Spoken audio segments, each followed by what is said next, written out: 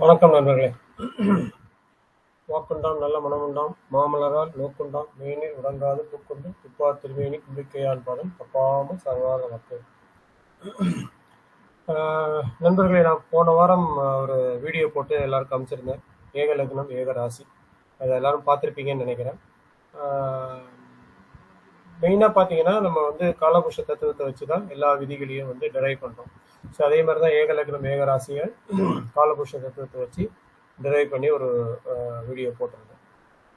ஏன் வந்து காலபுருஷ தத்துவத்தை வச்சு நம்ம பண்ணுறோம் அப்படின்னா, இந்த விதிகளை புரிஞ்சுக்க ஆரம்பிச்சிட்டிங்கன்னா, நம்ம புரிஞ்சுக்க ஆரம்பிச்சோம்னா ஈஸியாக வந்து நிறையா விதிகளை நம்ம புரிஞ்சுக்கலாம்.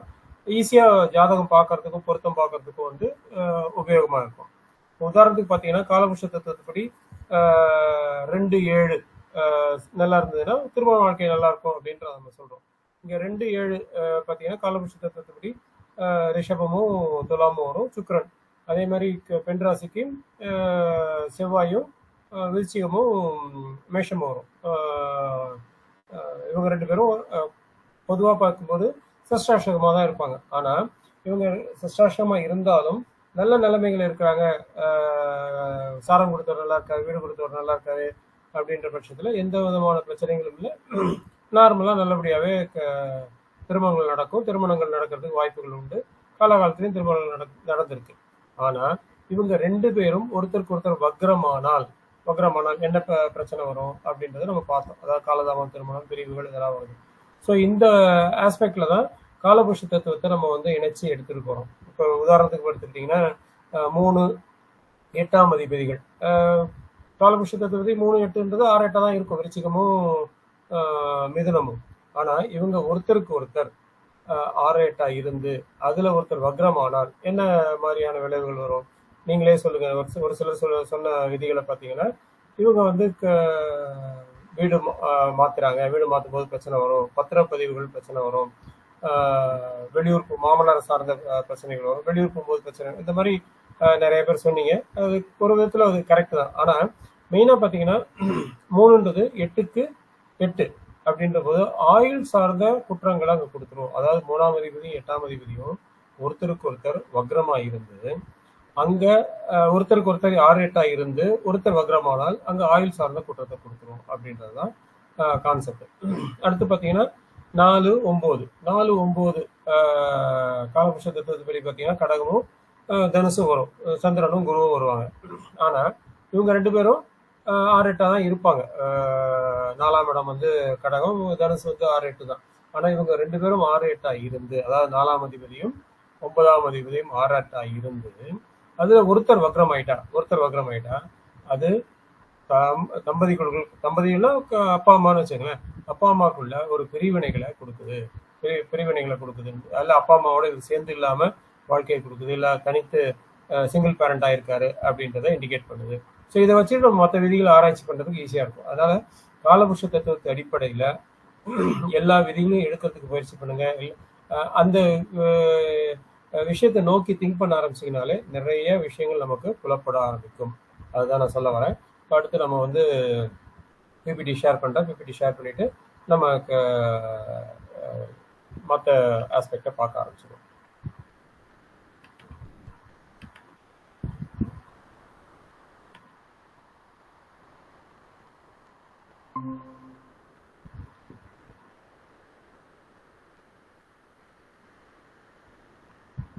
ஸ்கிரீன் தெரியுதுன்னு நினைக்கிறேன்.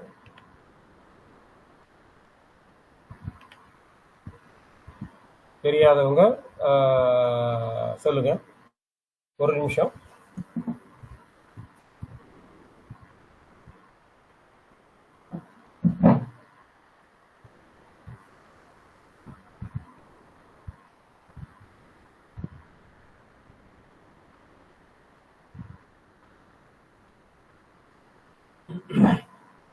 ஓகே,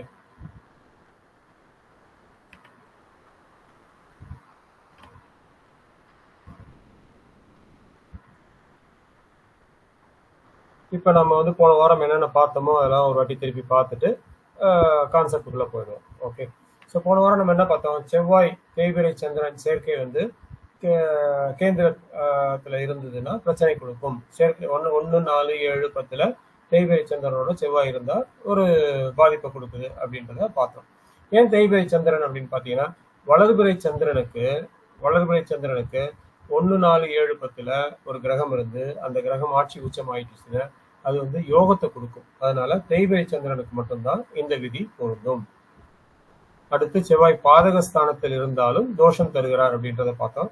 பாதகஸ்தானத்துல இப்போ 3க்கு சரராசிகளுக்கு 11ல, சிறராசிகளுக்கு 9ல, உபயராசிகளுக்கு 7ல செவ்வாய் இருந்தால் அவர் ஒரு பாதிப்பு தராரு அப்படிங்கிறத நம்ம பார்த்தோம்.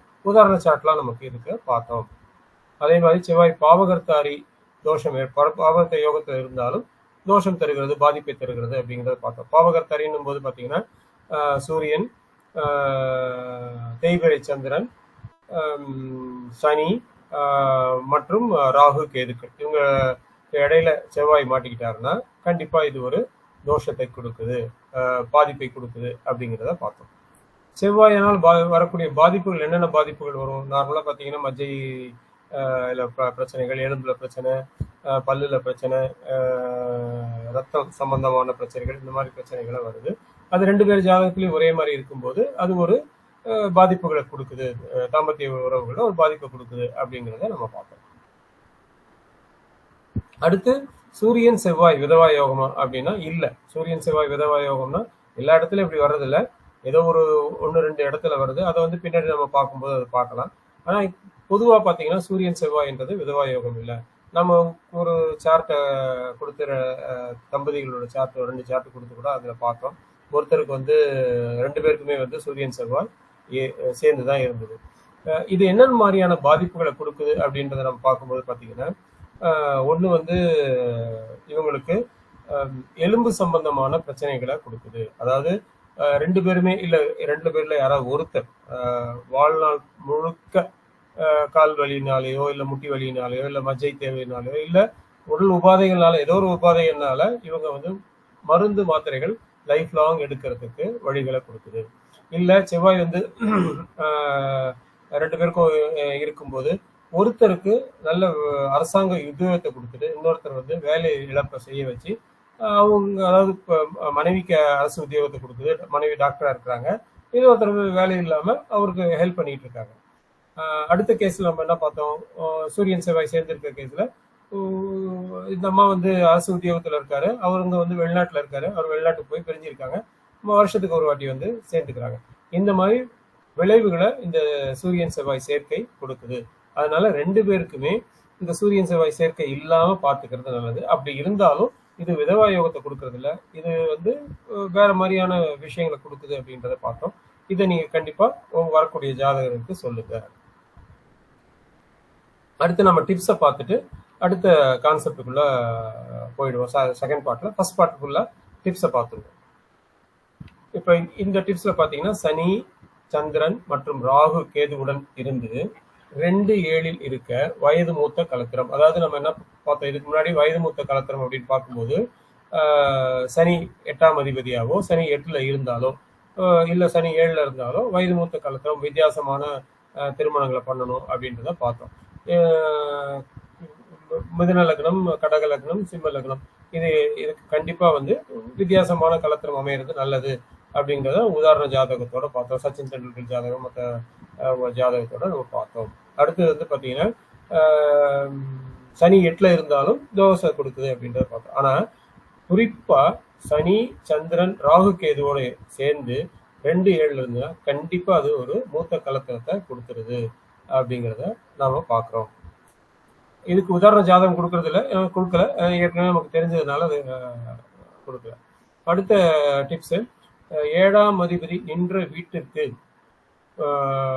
3 குடையவன் லக்னப்படி மறைவு ஸ்தானத்தில் இருந்தால் திருமணத்திற்கு பின் கலத்திரம், கலத்திரத்தின் சகோதரர், செல்போன், நகை இவற்றால் பிரச்சனை வரும். அதாவது 3ஆம் இடம்ன்றது கழுத்து இல்லையா, அதனால நகை அப்படிங்கிறோம். 3ஆம் இடம்ன்றது கம்யூனிகேஷன், செல்போன்ன்றோம். 3ஆம் இடம்ன்றது சகோதரர், அதனால செல்போன் சொல்றோம். இல்ல 3ஆம் இடம்ன்றது மாமனார், அவரை கூட சேர்த்துக்கலாம் இங்க, அதனால வந்து அவங்களால பிரச்சனைகள் வரும் அப்படின்றது சொல்றோம்.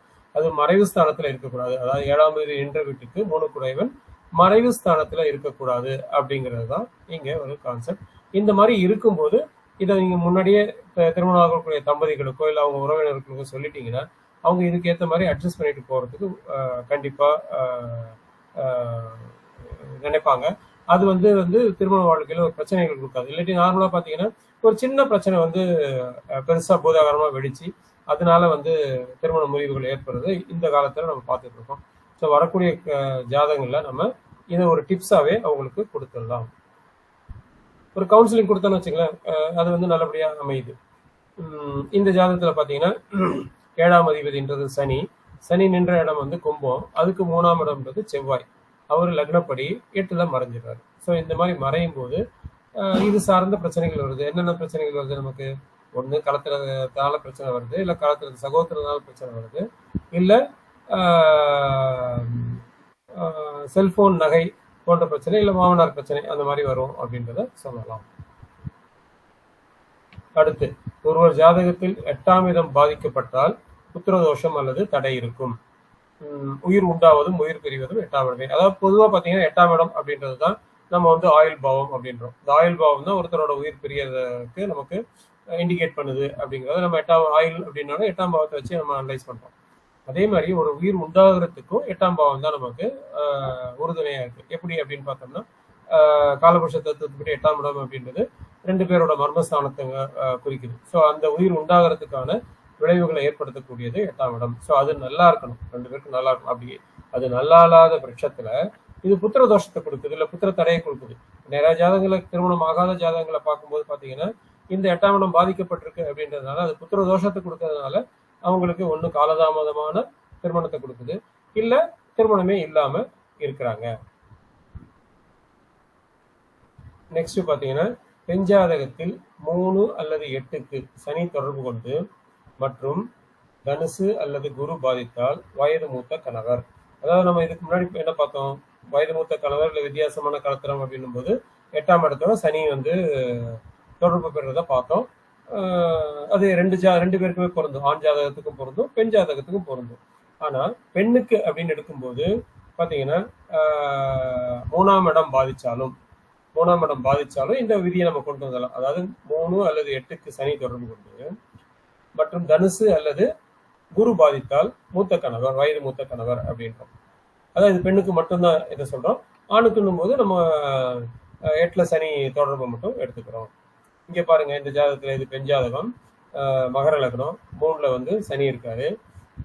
தனுசு எப்படி பாதிச்சிருக்குன்னா சனி 10ஆம் பார்வையா தனுசை பாக்குறாரு, செவ்வாய் 4ஆம் பார்வையா தனுசை பாக்குறாரு, ராகு 3ஆம் பார்வையா பாக்குறாரு, குரு வந்து தன் வீட்டுக்கு 12ல இருக்காரு, அதாவது பாதகஸ்தானத்துல இருக்காரு அப்படின்னு எடுத்துக்கலாம். ஸோ அந்த விதத்துல இங்க குருவும் பாதிக்கப்பட்டிருக்காரு, தனுசும் பாதிக்கப்பட்டிருக்கு, 3ல சனி இருக்கு. ஸோ இந்த பெண்ணுக்கு பாத்தீங்கன்னா 11 வயசு வித்தியாசமான கணவர் அமைஞ்சாரு. இது எக்ஸ்பிளனேஷன் கொடுத்துருக்கோம். 3ல சனி இருக்கு, அது 10ஆம் பார்வையா பாக்குறது அப்படின்றத சொல்றோம். அடுத்து வந்து திருமணம் ஆகிறதுக்கு எப்ப திருமணம் ஆகும் அப்படின்னு நம்ம கேட்கிறோம். அதுக்கு பல விதிகள் இருக்கு. அது ஒன்னாவது விதி வந்து பாத்தீங்கன்னா இந்த தசாபுத்தி நடத்தும் கிரகம் அம்சத்துல சமசப்தமமா இருந்ததுன்னா அது திருமணம் உண்டு அப்படிங்கிறது சொல்லுது, திருமணம் நடக்கும் அப்படின்றது சொல்லுது. ஸோ நம்ம வந்து இங்க பாத்தீங்கன்னா கரண்டா நடக்கக்கூடிய தசாபுத்தி அதை வந்து அம்சத்துல வந்து எங்க இருந்து நடக்குது அப்படின்னு பாத்தீங்கன்னா அது சமசப்தமமா இருந்ததுன்னா கண்டிப்பா சொல்லிடலாம் இந்த பீரியட்ல உங்களுக்கு திருமணம் முடிஞ்சிருங்க அப்படின்றத சொல்லிடலாம். சூரிய தசை, சனி தசை, சூரிய புத்தி, சனியும் சூரியனும் ஒருத்தருக்கு ஒருத்தர் 7 இருக்காங்க. ஸோ சமசப்தமாக பார்த்துக்கிறாங்க.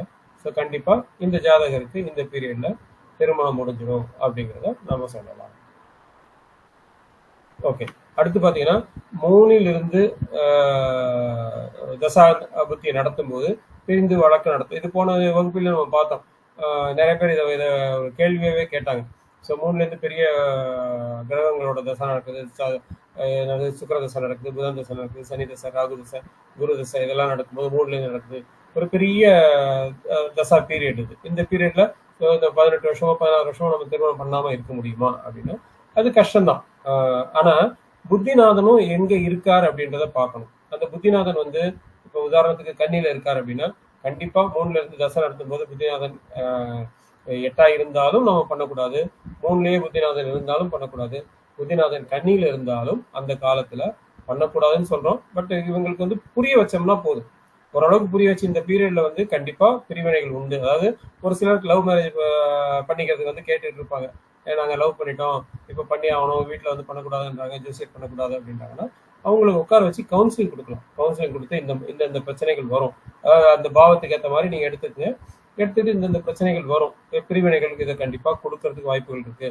ஸோ ஒன்று வந்து உத்தியோக விஷயமா கணவர் வந்து வெளிநாட்டுக்கு போகலாம், இல்லை மனைவி வெளிநாட்டுக்கு போகலாம், பிரிஞ்சிருக்கிற மாதிரி இருந்ததுன்னா இது வந்து ஒரு பெரிய பாதிப்பை கொடுக்காது. இல்லை நீங்க வந்து புரிஞ்சுக்கிட்டு வாழ்க்கையை நடத்துனீங்கன்னா பாதிப்பை கொடுக்காது அப்படிங்கிறது ஒரு கவுன்சிலிங் கொடுத்தோம்னா அது நல்லா இருக்கும்.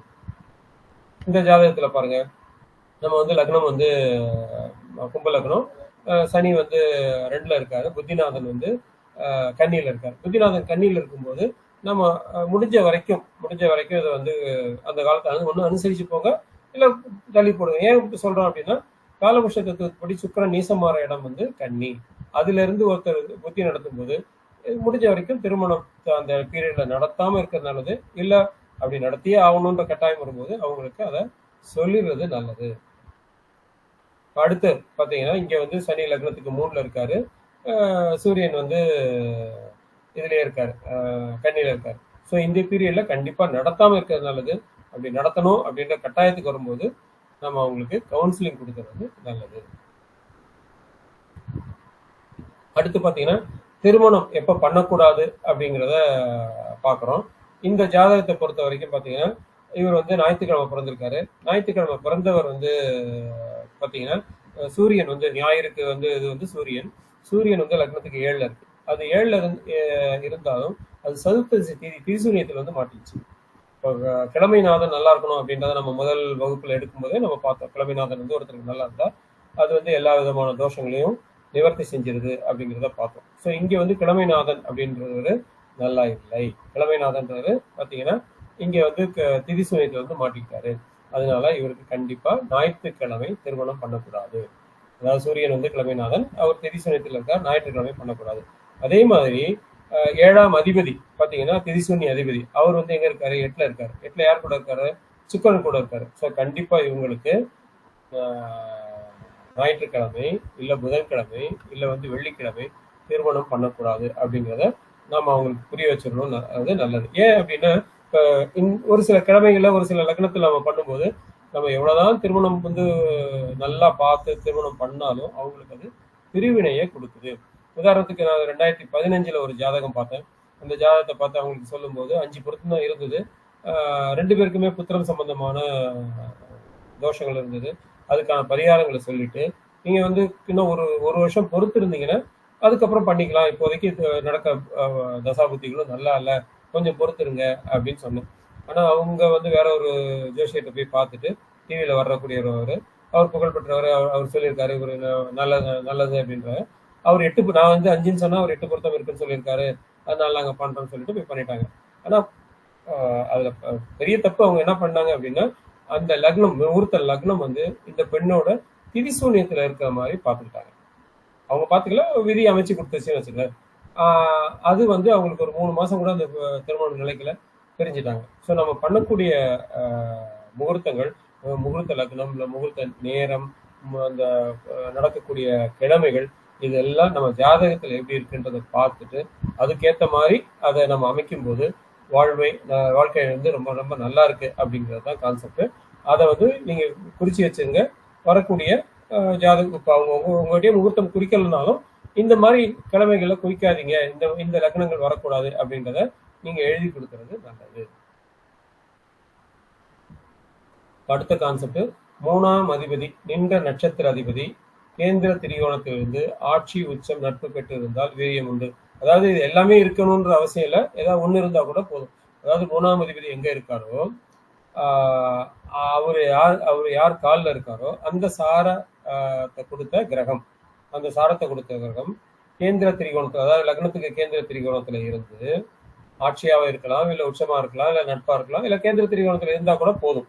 அப்படி இருந்ததுன்னா, நட்பு வீட்டுல இருந்ததுன்னா கண்டிப்பா அந்த ஜாதகருக்கு வீரியம் உண்டு, தைரியம் உண்டு, விவேகம் உண்டு அப்படிங்கிறத நம்ம சொல்லிடலாம். கண்டிப்பா ஒரு பெண்ணை திருப்திப்படுத்தக்கூடிய நிலைமையில ஜாதகர் இருப்பார் அப்படிங்கிறத சொல்ல. ஏன்னா 3ஆம் இடம் அப்படின்றத நமக்கு ஒரு முயற்சியை கொடுக்கக்கூடிய ஸ்தானம். அது வீரியத்துக்கு மட்டும் எடுக்க வேண்டிய அவசியம் இல்லை, முயற்சி அப்படின்னு எடுத்துக்கலாம். ஒரு சிலர் பார்த்தீங்கன்னா 3ஆம் இடம் நல்லா இருந்து 10ஆம் இடமும் நல்லா இருந்துன்னு வச்சுக்கலாம், அவங்க வந்து சூப்பராக தொழில் பண்ணுறாங்க, சொந்த தொழில் பண்ணுறாங்க, முயற்சியால் முன்னுக்கு வந்துடுறாங்க. இப்போ 3ஆம் இடம்ன்றது கை இல்லையா, கையை ஊனி கரணம் அடித்து முன்னுக்கு வந்துட்டான்னு சொல்கிறாங்க இல்லையா. எவ்வளோதான் ஜாதகர் வந்து ஒரு பிரச்சனைகளை சந்திச்சாலும் வந்து கஷ்டங்களை சந்திச்சாலும் 3ஆம் அதிபதி சாரம் கொடுத்தவர் நல்லா இருந்துட்டாரு அப்படின்னா 10ஆம் இடமும் நல்லா இருந்ததுன்னு வச்சுங்களேன், சூப்பரான தொழில் அமைஞ்சிருது. இவங்க லைஃப்ல எப்படியோ கையை ஊனி கரணம் அடிச்சு முன்னுக்கு வந்துடுறாங்க அப்படின்றதுதான் இந்த கான்செப்ட் நமக்கு சொல்லுது. இங்க பாத்தீங்கன்னா சல்மான் கான் வந்து திருமணமாகாத காரணங்கள் வேற, ஆனா இவர் வந்து தன்னோட தொழில முன்னுக்கு வந்துட்டாரு, கையை ஊனி கரணம் அடிச்சாரு, முன்னுக்கு வந்துட்டாரு அப்படின்றத இது சொல்லுது. இங்க பாத்தீங்கன்னா 3ஆம் அதிபதி செவ்வாய் வந்து 12ல மறைஞ்சிட்டாரு. நம்ம 12ல மறைஞ்சவனாச்சு விரயம் ஆயிடுச்சு, இவருக்கு முயற்சின்றது இல்லை அப்படின்னு சொல்லக்கூடாது. அவருக்கு சாரம் கொடுத்தவர் எப்படி இருக்காரு அப்படின்னு பார்க்கணும். செவ்வாய் வந்து உத்திராடம் சாரத்துல இருக்கா, சூரியன் சாரத்துல இருக்கா. சூரியன் வந்து 11ல இருக்காரு. சூரியன் 11ல இருக்கும்போது கண்டிப்பா அது நல்ல விளைவுகளை கொடுக்குது. நல்ல, அதாவது 3, 6, 10, 11 சூரியன் இருக்கும்போது 3, 8, 6, 3, 6, 10, 11 சூரியன் இருக்கும்போது கண்டிப்பா அது நல்ல விளைவுகளை கொடுக்குது அப்படின்றத கான்செப்ட். ஸோ இங்க 11 சூரியன் இருக்கும்போது அவர் நல்ல விஷயங்களை கொடுக்குறாரு அப்படிங்கிறது சொல்ல வரோம். அதே மாதிரி இங்க 11ல சூரியன் இருக்கிறது அப்படின்றது இந்த ஜாதகத்தை சொல்றது வந்ததுனால சொல்றேன். 11ல சூரியன், 11ல சந்திரன், 11ல ராகு இருக்கும்போது இவங்களுக்கு வயதான காலத்திலையும் அந்த கலத்திரம் சார்ந்த உறவுகளுக்கு இவங்க ரொம்ப முக்கியத்துவம் கொடுப்பாங்க. ஒரு சிலர் ஒரு 50 வயசு 60 வயசு ஆனாலே இவங்க வந்து தாம்பத்திய உறவுலேருந்து வெளியில வந்துருவாங்க. ஆனா இங்க சூரியன் 11ல இருக்கும்போது, சந்திரன் இருக்கும்போது, ராகு இருக்கும்போது இது வந்து அதிகமான ஒரு இன்ட்ரெஸ்ட்டை கொடுக்குது அப்படிங்கிறது இங்க கான்செப்ட். இதை வந்து நான் உங்களுக்காக சொல்றேனே தவிர பொதுமக்களுக்கு இதை போய் சொல்லி நீங்க வந்து ப்ராபகண்டா பண்ண வேண்டியதில்லை. இதை நீங்க புரிஞ்சுக்குங்க. புரிஞ்சுட்டு வரக்கூடிய ஜாதகத்துல இது மாதிரி இதுக்கு ஈக்குவலான ஒரு ஜாதகத்தை அமைச்சு கொடுத்துட்டீங்கன்னா அவங்க லைஃப் எல்லா நேரங்களையும் நல்லா இருக்கும் அப்படிங்கிறதுக்காக உங்களுக்கு நான் இதை சொல்றேன். அடுத்த ஜாதகம் நம்ம கவிஞர் வாலியாவோட ஜாதகம். வாலியா பார்த்தீங்கன்னா ஆரம்ப பீரியட்ல ரொம்ப கஷ்டப்பட்டிருக்காரு. ரொம்ப கஷ்டப்பட்டு அதான் முன்னுக்கு வந்திருக்காரு. இவரே வந்து தன்னோட பேட்டியில சொல்லியிருப்பாரு, விஸ்வநாதனை சந்திக்கிறதுக்கு முன்னாடி எனக்கு சோத்துக்கே வழி இல்லை, விஸ்வநாதனை சந்திச்சதுக்கு பின்னாடி சோறு சாப்பிடவே நேரம் இல்லை அப்படின்னு. அதே மாதிரிதான் கர்ணம் ஊறி கையை ஊனி கர்ணம் அடிச்சு முன்னுக்கு வந்துட்டாரு. அதுக்கப்புறம் பாத்தீங்கன்னா 10ஆம் இடமும் நல்லா இருக்கு, 3ஆம் அதிபதியும் நல்லா இருக்கு. 3ஆம் அதிபதி யாரு பாத்தீங்கன்னா குரு எதுல இருக்காரு, ஆயுள்யத்துல இருக்காரு. அவருக்கு சாரம் கொடுத்தது யாரு, புதன் எங்க இருக்காரு, 10ல இருக்காரு. ஸோ 10ல இருக்க புதன் சுக்கரனோட சேர்ந்து இருக்காரு. சூரியனோட சேர்ந்து, சூரியன்றது 10ஆம் இடத்துல திக்பலம், சுக்கரன் 10ஆம் இடத்துல உத்தியோகஸ்தானத்துல இருக்கு, சினிமா தொழில இருந்தாரு. மிகப்பெரிய, அதாவது எந்த பாட்டு கேட்டாலும் எந்த காலத்துக்கு ஏற்ற மாதிரி பாட்டை எழுதக்கூடிய ஒரு சாங் ஃபேக்டரியே வந்து வச்சிருந்தாரு அப்படின்றதுதான் நாம இதுல பாக்குறோம். ஸோ 3ஆம் இடமும் 10ஆம் இடமும் வலுத்ததுன்னா அவங்க மிகப்பெரிய தொழிலதிபரா வந்துடுறாங்க அப்படின்றத பார்க்கலாம். இந்த நம்ம திருமண பொருத்தத்தை வரைக்கும் பார்க்கும்போது 3ஆம் இடம் முயற்சி ஸ்தானம், இவங்க வீரியம் நல்லா இருக்கும் அப்படிங்கிறத நம்ம சொல்லலாம். அடுத்த கான்செப்ட் பார்த்தீங்கன்னா 7ஆம் இடத்திற்குரியவன் 6, 8, 12 ஆகிய இடங்களில் இருக்க, 7 பாவகோள் இருக்க, மனைவி இல்லாதவனாக இருப்பான். அதாவது என்ன சொல்ல வரோம்னா, 7ஆம் இடம் பாதிச்சதுன்னா, 7ஆம் அதிபதி போய் 6, 8, 12ல இருக்காரு, 7ஆம் இடத்துல பாவகோள்கள் இருக்குன்னா நிறைய நேரங்கள்ல இவங்களுக்கு திருமணங்கள் நடக்கிறது இல்லை, இல்லை காலதாமதமான திருமணம் நடக்கும்.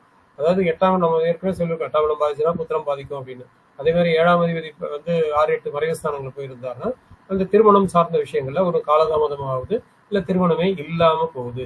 நிறைய ஜாதகங்களை பார்க்கும்போது ஒரு சிலருக்கு திருமணம் இல்லை, எல்லாமே நல்லா இருக்கு, ஏன் வந்து இது இல்லை அப்படின்னு பார்க்கும்போது இவங்களுக்கு வந்து இந்த மாதிரி ஒரு விதிகள் அங்க அமைஞ்சிருக்கும். ஸோ இதையும் நம்ம கணக்கில் எடுத்துக்கிட்டு இந்த மாதிரி ஜாதகங்களை பார்க்கும்போது இது ஏன் இவங்களுக்கு அமையலை அப்படிங்கிறத பார்க்கணும். இங்க பாத்தீங்கன்னா சிலம்பரசன் ஜாதகத்துல 7ஆம் அதிபதி சுக்கிரன், அவர் போய் 12ல இருக்காரு. அதுவும் 12ல சுக்கிரன் வந்து இருக்கிறது நல்லதுதான் அப்படின்னு சொல்லுவோம். ஆனா அவர் லக்னாதிபதியோட சேர்ந்து 12ல கொடுத்துட்டாரு. அதுவும் ஒரு பெரிய மைனஸ் பாயிண்டா இவருக்கு அமைஞ்சிருச்சு. அதனால இவருக்கு திருமணம் ஆகலை. திருமணம் ஆகாததுக்கு மற்ற காரணங்களையும் நம்ம பார்க்கலாம். ஓகே, இப்ப அடுத்து பாத்தீங்கன்னா இங்க லதா மங்கேஷ்கர் ஜாதகம். இவங்களுக்கும் லக்னத்துக்கு 7ஆம் அதிபதி சனி, 7ஆம் அதிபதி குரு வந்து இங்க வந்து பாத்தீங்கன்னா 12ல போய் மறைஞ்சிட்டாரு. குரு 12ல இருக்காரு, சனி வந்து 7ஆம் இடத்துல இருக்காரு. ஸோ சனி 7ஆம் இடத்துல இருந்து குரு மறைகிறதுனால இவங்களுக்கும் திருமணம் ஆகலை. திருமணம் ஆகாது மற்ற காரணங்கள் இருக்கு. பட் இந்த காரணத்தை எடுத்துக்கிட்டு நம்ம மற்ற காரணங்களை அனலைஸ் பண்ண ஆரம்பிக்கலாம். அடுத்து பாத்தீங்கன்னா ஒரு சிலருக்கு 7ஆம் அதிபதி கண்டாந்தத்தில் இருந்து 10ஆம் அதிபதி தொடர்பு திருமணமான பின் கலத்திரத்துக்கு கண்டம் வரும். இப்போ இந்த ஜாதகத்தை எடுத்து இந்த கண்டாந்த நட்சத்திரம் அப்படின்னு எடுத்துக்கிட்டீங்கன்னா ரேவதி, அஸ்வினி, ஆயில்யம், மகம், கேட்டை, மூலம் இதெல்லாம் கண்டாந்த நட்சத்திரம். இந்த கண்டாந்த நட்சத்திரத்துல கடைசி பாகை கண்டாந்த பாகை. இந்த கண்டாந்த பாகையில் அதாவது ஒரு டிகிரி இல்லை ஒரு 1.5 டிகிரிக்குள்ள பாத்துங்களேன், அதுக்குள்ள இருந்ததுன்னா கண்டிப்பா அது வந்து திருமணம் சார்ந்த விஷயங்கள்ல ஒரு பிரச்சனையை கொடுக்குது. அது மட்டும் இல்லாம அங்க 10ஆம் அதிபதி தொடர்பும் வரும்போது அது ஒரு கண்டத்தை கொடுக்குது அப்படிங்கிறத நம்ம பார்க்கணும். இந்த பொதுவாக பார்த்தீங்கன்னா ரேவதி அதாவது புதனோட நட்சத்திரத்துல கடைசி டிகிரி, கேதுவோட நட்சத்திரத்துல முதல் டிகிரி அப்படின்ற மாதிரி எடுத்துக்கலாம். ஞாபகம் வச்சுக்கிறதுக்கு ரொம்ப ஈஸியா இருக்கும். இல்லாட்டி இந்த பாகையை ஞாபகம் வச்சுக்கிறது நிறைய பேருக்கு தடங்களா இருக்கும். புதனோட நட்சத்திரத்துல கடைசி பாகையும் கேதுவோட நட்சத்திரத்துல முதல் பாகையும் நம்ம எடுத்துக்கலாம். முதல் பாகையில முதல் டிகிரி எடுத்துக்கலாம். இப்போ இந்த ஜாதகத்தை பாருங்க, கடகலக்னம், கடகலக்னத்துக்கு 7 அதாவது 10ஆம் அதிபதி வந்து செவ்வாய் வந்து இதுக்கு மகரத்துல உட்காந்துருக்காரு. மகரத்துல யார் காலில் இருக்காருன்னா சந்திரனோட காலில் இருக்காரு. சனியும் பார்த்தீங்கன்னா ரேவதியில 28 டிகிரி 28.59 டிகிரியில இருக்கு. லக்னமும் பார்த்தீங்கன்னா 29.02, அதாவது லக்னமும் இங்க வந்து பாதிக்கப்பட்டிருக்கு, சனியும் பாதிக்கப்பட்டிருக்காரு, 7ஆம் அதிபதியும் பாதிக்கப்பட்டிருக்காரு. அந்த 7ஆம் அதிபதிக்கு 10ஆம் இடத்துல 10ஆம் அதிபதியும் அங்க 7ஆம் இடத்த 7ல இருக்காரு, லக்னத்தை பாக்குறாரு. சாரம் கொடுத்த சந்திரனும் 6ல போய் மறைஞ்சிட்டாரு. இதனால இவங்களுக்கு திருமணமான உடனே சனி தசை சந்திர புத்தியில இவங்க வந்து இறந்து போனாங்க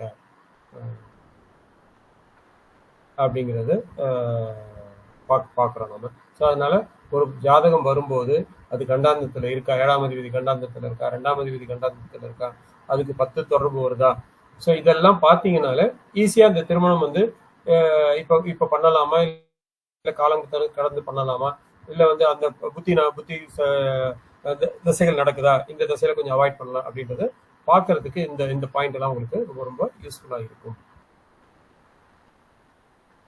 அடுத்து பார்த்தீங்கன்னா 7ஆம் இடத்தை, அதாவது ஒரு மனைவி, அழகான மனைவி எனக்கு கிடைப்பாளா அப்படின்னு யாராவது கேட்டாங்கன்னா கண்டிப்பா இந்த விதிகளை நீங்க பயன்படுத்தலாம்.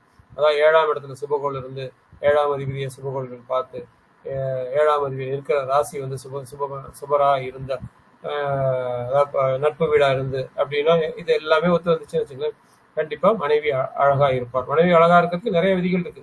சுக்கிரன் சந்திரன் ஒன்னா இருந்தா கூட மனைவி அழகா இருப்பார்ன்றதை சொல்லலாம். ஆனா இங்க மனைவி அழகா இருப்பார்ன்றதுக்கு இந்த நம்ம எடுத்துக்கலாம். அடுத்து 5ஆம் அதிபதி ஆண் ராசியில் அமர்ந்து குரு பார்த்தால் இவருக்கு பிறக்கும் குழந்தைகள் எல்லாம் ஆண் குழந்தைகளாக இருக்கும். அதாவது 5ஆம் அதிபதி ஆண் ராசியில இருக்கணும், குரு பார்க்கணும். இப்ப 5ஆம் அதிபதி ஆண் ராசியில இருந்து குரு பார்க்கணும்னா குரு 5, 7, 9 தான் பார்ப்பார். நார்மலா குருவும் வந்து அப்ப ஆண் ராசியில தான் இருப்பாரு. கண்டிப்பா இவங்களுக்கு ஆண் குழந்தைகள் அதிகமா பிறக்கும் அப்படின்றத நம்ம சொல்லலாம். இந்த ஜாதகத்தை பாருங்க, இந்த ஜாதகத்துக்கு 5ஆம் அதிபதி சனி, அவர் வந்து எங்க இருக்காரு, நீசமா இருக்காரு. குரு வந்து அவரை பாக்குறாரு, குரு 12ல இருந்து பாக்குறாருன்னு வச்சுக்கலாம். இங்க 12ல இருந்து பாக்குறாரு, சனி நீசமா இருக்காரு, அதனால குழந்தை இல்லை அப்படின்ற மாதிரி சொல்லாம இவங்களுக்கு வந்து கண்டிப்பா குழந்தை உண்டு, ஆண் குழந்தை இருக்கும் அப்படின்றத சொல்றதுக்கான ஒரு சிம்பிளான விதி. 5ஆம் அதிபதி எங்க இருக்காரு, குழந்தை காரகன் குரு அவரை பாக்குறாரு, கண்டிப்பா இவங்களுக்கு குழந்தை பிறக்கும். என்ன டைப் ஆஃப் குழந்தை பிறக்கும், அவர் ஆண் ராசியில் இருக்கிறதுனால ஆண் குழந்தை பிறக்கும் அப்படின்றத ரொம்ப ஈஸியா சொல்லலாம். இந்த ஜாதகருக்கு 2 ஆண் குழந்தைகள் உண்டு. அடுத்து வந்து பாத்தீங்கன்னா மனைவி சாதுவா இருப்பாங்களா அப்படின்றதுக்கு இது ஒரு விதி. அதாவது வளர்பை சந்திரன் பலம் பெற்று 7ல இருக்கும்போது மனைவி ரொம்ப ரொம்ப சாதுவா இருப்பாங்க அப்படின்றத சொல்லலாம். அதே மாதிரி தேய்பை சந்திரன் 7ல இருந்து ஜாதகி வந்து தன் கணவரை அடிப்பவளாக இருப்பாள். அதாவது கணவரை துன்புறுத்தக்கூடியவர், கணவரை கொடூரமான நடத்தக்கூடியவர் இருப்பாங்க. அதாவது 7ஆம் அதிபதி அங்க கெட்டு போயிருக்குன்னு அர்த்தம். 7ஆம் இடத்துல இருக்க கிரகம் கெட்டு போயிருக்கு அப்படின்னு அர்த்தம். சந்திரன் அங்க இருக்கும்போது அது மனைவியை குறிக்குது. அந்த மனைவி வந்து தன் கணவனை கொடுமைப்படுத்துவாங்க அப்படின்றத நம்ம சொல்லலாம். விதிகள் இந்த ஃபர்ஸ்ட் பார்ட்ல நம்ம வந்து எல்லா விதிகளையும் பார்த்துட்டோம், டிப்ஸ் எல்லாத்தையும் பார்த்துட்டோம். அடுத்த போர்ஷன்ல நம்ம வந்து ஜாதக மேட்சிங்க்கு என்னென்ன விதிகள், எக்ஸ்ட்ரா விதிகள் பார்க்கணும் அப்படின்றத நம்ம அங்க பார்க்கலாம். அடுத்து கேள்வி நேரம். ஒரு சிலர் இந்த கேள்வியை கேட்டிருந்தீங்க, திருமணம் அதாவது ரஜ்ஜு பொருத்தம் இல்லைன்னா எப்படி அதை இணைக்கிறதுன்னு. ரஜ்ஜு பொருத்தம் அப்படின்னு பார்க்கும்போது பார்த்தீங்கன்னா இது வந்து மாங்கல்ய சார்ந்த விஷயத்துல ஒரு தொந்தரவு கொடுக்கும் அப்படின்னு சொல்லுவோம். மாங்கல்யம் அப்படின்னும் போது 8ஆம் இடம். இங்க ஒவ்வொரு ரஜ்ஜுக்கும் ஒவ்வொரு விதிகளை சொல்லலாம். இங்க ஏக ரஜ்ஜு நம்ம வந்து செவ்வாயோட ரஜ்ஜுனே எடுத்துங்களேன். செவ்வாய் நட்சத்திரத்தை இருக்கு. இது வந்து தலை சார்ந்த விஷயம். அங்க கண்டிப்பா மாங்கல்ய தோஷத்தை கொடுக்கும் அப்படின்னு நம்ம எடுத்தாலும், இது வந்து எல்லாருக்கும் கொடுக்குதா அப்படின்னா இல்ல. நிறைய இதுல பாத்தீங்கன்னா ரஜ்ஜு பொருந்தலைனாலும் அவங்க வந்து நல்லா இருக்காங்க. நல்லா இருக்க ஜாதகங்களை நம்ம பார்க்க முடியுது. ஸோ அந்த அவங்க எப்படி அப்ப ஒத்துமையா இருக்காங்க, ஏன் வந்து மாங்கல்ய தோஷத்தை கொடுக்கல அப்படின்னு பாத்தீங்கன்னா, அவங்க 2 பேருக்குமே 8ஆம் இடம் நல்லா இருக்கும். அதாவது காலபுருஷனுக்கு பெரிய 8ஆம் இடம் செவ்வாய், 8ஆம் அதிபதி இல்ல தோஷத்தை கொடுக்கக்கூடியவர், அதாவது மாங்கல்ய தோஷத்தை கொடுக்க விதவா தோஷத்தை கொடுக்கக்கூடிய சனி. ஸோ இந்த 2 பேரும் நல்லா இருந்தாங்கனாலே இவங்களுக்கு ரஜ்ஜு பொருத்தம் இல்லைனாலும் நம்ம வந்து பண்ணலாம். அதாவது என்னென்ன பார்க்கணும் அப்படின்னா, செவ்வாய் நல்லா இருக்காரா, அந்த ஜாதகத்துக்கு 8ஆம் அதிபதி நல்லா இருக்காரா, சனி நல்லா இருக்காரா, இவங்க 2 பேர் ஜாதகத்திலையும் இந்த 3 கிரகங்களும் நல்ல இடத்துல நல்லபடியா பலமா இருந்ததுன்னா இவங்களுக்கு ரஜ்ஜு பொருத்தம் இல்லைன்னாலும் திருமணம் அமைக்கலாம், திருமணம் பண்ணலாம் அப்படிங்கிறத சொல்ல வரேன். ஸோ இந்த கேள்வி பதிலோட நம்ம பகுதி 1 முடிச்சுக்கலாம். அடுத்த நம்ம பகுதி 2க்கு போயிட்டு அடுத்த நம்ம ஜாதக பொருத்தம் 2 பேரும் ஜாதக பொருத்தத்துக்கு என்ன மாதிரி கிரக அமைப்புகள் இருக்கணும் அப்படிங்கிறத நாம பார்க்க ஆரம்பிக்கலாம். நன்றி நண்பர்களே. நீங்க யூடியூப் சேனலை சப்ஸ்கிரைப் பண்ணிக்கோங்க, பண்ணாதவங்க பண்ணிடுங்க. இந்த வாட்டி நிறைய பேர் சப்ஸ்கிரைப் பண்ணாம நேரம் உள்ள வரும்போது அது வந்து வெயிட்டிங்ல போயிடுச்சு. அதனால அவங்களுக்கு வந்து இது கொடுக்க முடியலன்னு நினைக்கிறேன், அட்மின் அப்ரூவல் கொடுக்க முடியலன்னு நினைக்கிறேன். யாராவது சப்ஸ்கிரைப் பண்ணவங்களோ பண்ணிக்கோங்க, உங்க நண்பர்களுக்கு இதை ஷேர் பண்ணுங்க. ரொம்ப ரொம்ப நன்றி, வணக்கம்.